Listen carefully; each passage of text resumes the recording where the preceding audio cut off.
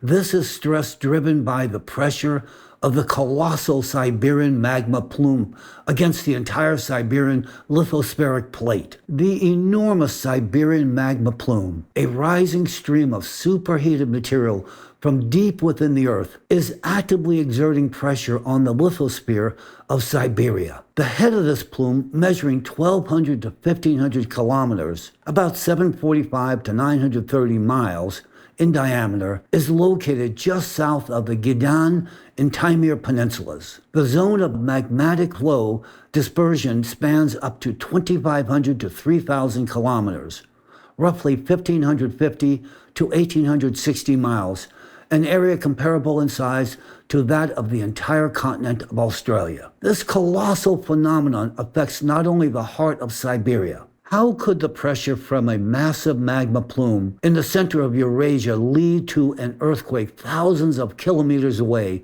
on its Pacific rim? The mechanism is simple and as inexorable as the laws of physics. I would describe it as a hydraulic piston effect. Imagine the Siberian plume as a piston, pressing upward with tremendous force against the lithosphere. But the Siberian platform is an ancient, rigid, and monolithic structure. It does not bend or fracture in the middle. Instead, like a solid piece of armor, it transmits this immense stress across the entire Eurasian plate towards its outer edges. It is precisely at those edges where the plate collides with others that this stress becomes concentrated. We call this the edge effects of the plate. The magnitude 8.8 earthquake that struck Kamchatka represents a textbook example of an edge effect. The Siberian magma plume exerts pressure across the entire lithospheric plate, but it does not simply push it upward. The mechanism is far more intriguing. The plume gradually erodes the lithosphere from below,